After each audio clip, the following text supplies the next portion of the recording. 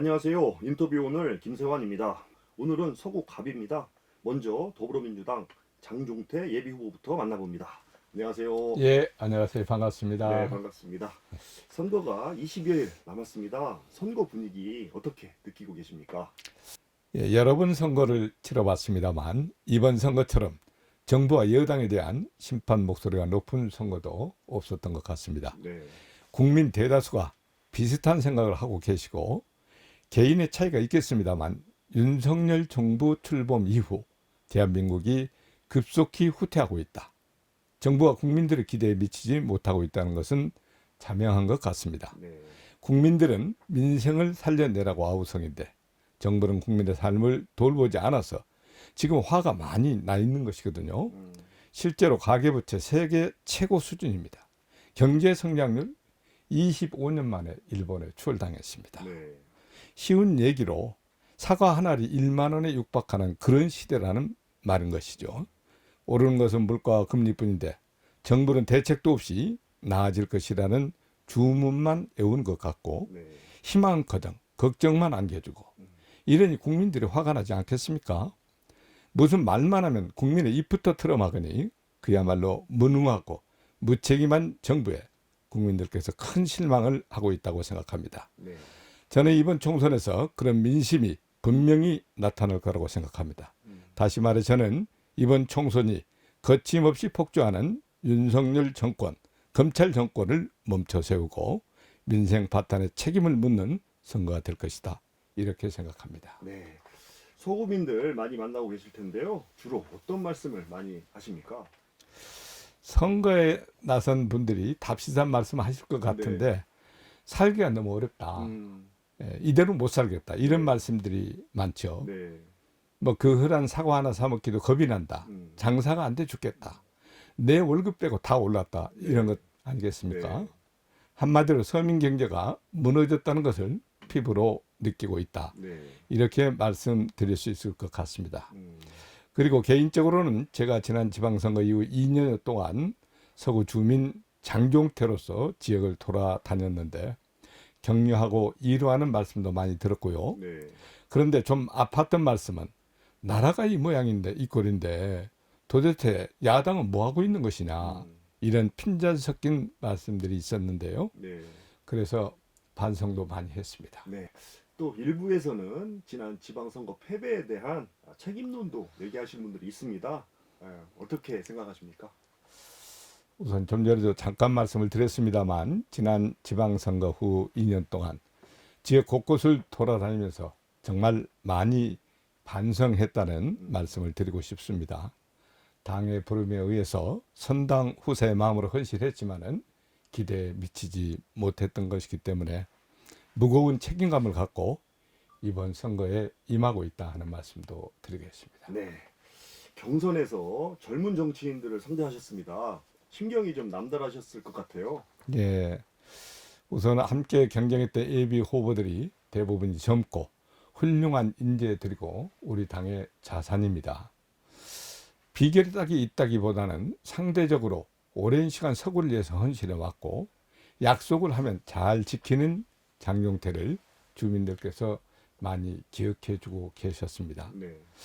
사실 승리했다는 생각보다는 저는 지금 우리에게 닥친 위기를 잘 극복하는 데 앞장서라는 그런 책임을 제가 떠맡은 것이라고 생각을 하고요. 조금 전에 말씀드렸듯이 무거운 책임감으로 나서지 않을 수 없는 상황이기 때문에 함께 경쟁했던 후보들과 힘을 모아서 반드시 서구갑의 발전, 대전의 발전, 대한민국의 발전을 이끌어내겠다는 다짐을 말씀드립니다. 네. 같이 경쟁했던 우리 이용수, 이지혜 예비 후보의 지지 또 끌어내셨는데요. 어떤 마음이십니까? 두 분 다 훌륭하신 분들이고요. 우리 당의 귀한 자산이자 우리 앞으로 우리 이 민주당을 이끌어갈 인재들인데요. 경선 후 총괄선대위원장으로 함께 해달라는 제가 간곡한 요청을 드렸고 흔쾌히 수락해 주셔서 힘을 하나로 모을 수 있게 됐습니다. 네. 고맙게 생각하고요. 자신의 선거처럼 열의를 가지고 선거운동에 함께 해주고 계셔서 큰 힘이 됩니다. 네. 경선 과정에서 우리 허태정 전 대전시장이죠. 네. 진통을 겪었습니다. 예. 지금은 어떠십니까? 정말 우리 허태정 시장님, 제가 그 전에도 한번 만났습니다만, 정말 대승적 차원에서 큰 결정을 해주셔서 너무 감사하다는 마음이 들고요. 네.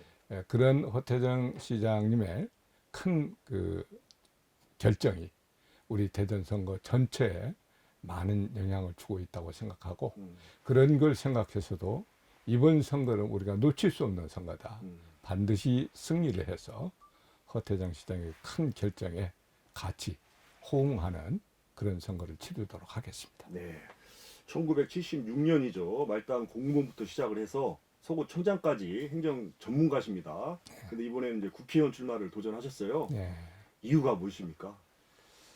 저는 우선 그 행정을 오래 했던 사람으로서 재선 구청장을 하면서 제 행정 능력에 대해서는 분명하게 검증을 받았습니다. 저는 8년의 구청장 중에서 7년 연속해서 매니페스토 실천본부에서 공약이행 평가를 하는데, 그래서 7년 연속 최우수 등급을 받았거든요. 네. 그리고 뭐 자치 분권과 혁신 부분에서 전국의 대상을 수상하는 등 대내적으로 행정 능력을 검증받았던 사람인데, 제가 이번에 국회의원에 도전하는 것은 제가 무거운 책임감을 느낀다는 얘기를 여러 번 썼습니다만, 그 무거운 책임감에서 내가 해야 다시 국회의 도전을 통해서 다시 내가 우리 시민들에게 희망을 드리는 일을 해내야 되겠다 하는 생각에 어떤 산물이라고 좀 봐주시고요. 네. 검증된 사람이 들어가서 제대로 박합하는 그런 국회의원 한번 돼서 당당하게 국민들의 사랑을 받겠습니다. 네. 정당 정치 좀 해보셨을 텐데요. 행정하고 우리 정치하고 좀 다르잖아요. 우리 그렇습니다. 어떻게 느끼고 계세요? 행정하고는 물론 좀 다릅니다. 우리 행정이라고 하면은 주어진 틀 안에서 예산을 잘 집행을 해서 효율성을 극대화시키는데 포커스가 좀 맞춰져 있다라고 하면은, 정치라고 하는 것은 그런 것을 만들어내는 거예요. 그러니까 법 제정을 통해서 제도와 조직을 만들어내고 그 조직이 효율적으로 기능할 수 있도록 하는 거고, 특히 이제 대한민국 국회는 뭐 680조 원이 되는 이 큰 재정을 어떻게 어느 분야에 이렇게 분배를 제대로 하느냐 하는 이런 어떤 능력들이나 이런 데에 대한 깊은 조예가 있는 사람들이 해낼 수 있는 일인데, 약간의 차이를 있지만 또 큰 틀에서 보면은 뭐 행정과 정치가 또한 뭐 그렇게 크게 다른 것은 아니다라고 이렇게 말씀드리겠습니다. 네. 지역 얘기도 좀 해보겠습니다. 지금 서구에서 가장 시급히 해결해야 할 현안들 무엇이 있을까요? 우리 서구는 지금 50만 가까이 되는 거대 자치구로서 지금 둔산지구를 중심으로 한 을지역이 되겠죠. 네. 신도심 지역과 둔산 외지역에는 조금 신도심에 비해서 약간 조금 낙후된 지역인데, 저는 이 서구 갑 지역을 지역의 특성에 따라서 세 개의 분류를 했습니다. 네. 원도심 지역, 기성동 같은 도농복합형, 지금도 계속 개발이 이루어지고 있는 신도심 지역으로 구분을 해서요. 네. 각각 지역의 특성에 맞는 이런 발전 전략을 수립을 해서 추진해 나가야 되겠다 하는 것이 가장 시급한 과제인데, 네. 그 중에서도 도마변동 이론의 원도심 지역이 상당히 낙후되어 있어서, 네.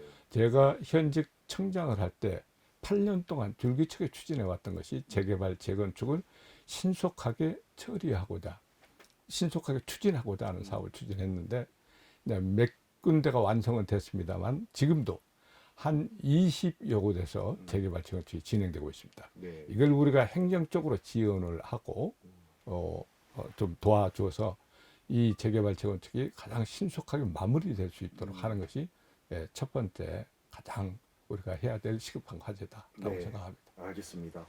또 다른 공약이 있으면 한두 가지 또 말씀 좀 해주세요. 이제 공약은 그 권역별로 조금 뭐 세부적으로 나와 있습니다만, 저는 지금 현재 크게는 그 세계 권역으로 나는 지역 특화된 발전 전략에 의한 사업의 추진과 네. 또 하나는 우선 우리 서구 지역에서 박병석 전 의장께서 24년 동안 추진해 오신 지역 발전을 해 오신 네. 그 과정에서 어찌 보면 우리 서구 전 지역에 우리 박병석 의장님의 발길이 손길이 닿지 않은 곳이 없다 할 정도로 네. 24년에 박병석 의장님의 정신과 혼이 깃들어져 있는 곳이고 네. 또 제가 구청장 8년 하면서 같이 추진했던 사업들이 있어요. 뭐 저 국회 종합 디지털 센터라든지요. 또 도시재생 뉴딜 사업이 세 군데서 진행된 이런 사업이라든지 네. 굵직굵직한 이 사업들을 제가 바로 계승하고 바로 그것을 안개시켜 내겠다 하는 것이 또 한 제 과제이고 또 시급한 사항이다 이렇게 네. 봅니다. 박병석 의장 말씀을 해주셨는데요. 예. 선거 기간에 내려오셔서 우리 후보님 손잡고 선거운동 해주시는 겁니까? 제가 좀 해달라고 때를 써야 되겠습니다. 아무래도 박병석 의장님의 그 족적이 크기 때문에 의장님이 좀 후진 양성 차원에서 없는 시간을 좀 쪼개서 내려오셔서 많이 좀 도와주십시오 하는 부탁의 말씀을 올릴 계획입니다. 네, 알겠습니다. 국회의원은 입법 활동도 해야 되는데요. 구상하고 계시는 법안 혹시 있을까요?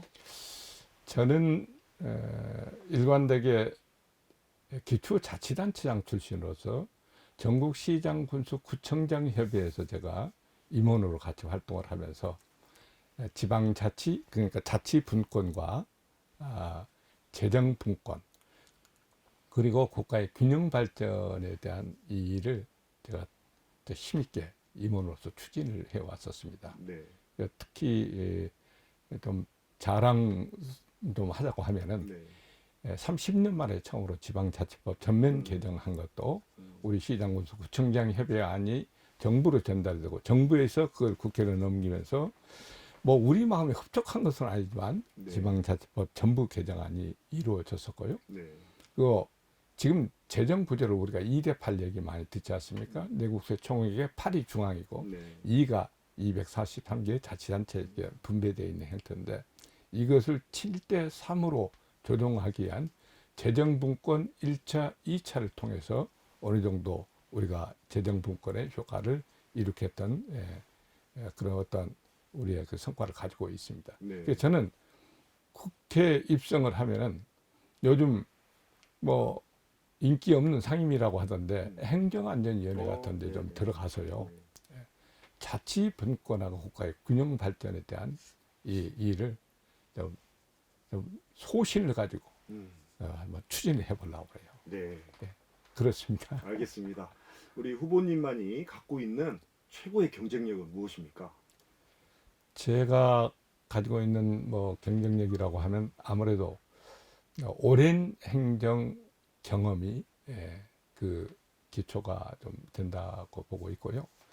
그 과정에서 제가 그 검증받았던 행정의 성과나 능력, 전국의 자치단체에서 우리 서구로 벤치마킹 왔던 이런 획기적인, 개혁적인, 혁신적인 이런 일들을 계속 해내면서 네. 중앙으로부터 행정력도 인정받았고 행정의 성과도 창출했기 때문에 이런 부분은 국회에 들어가도 지방에서 일 잘하는 사람이 결국 국회에 일 잘하게 되어 있거든요. 네.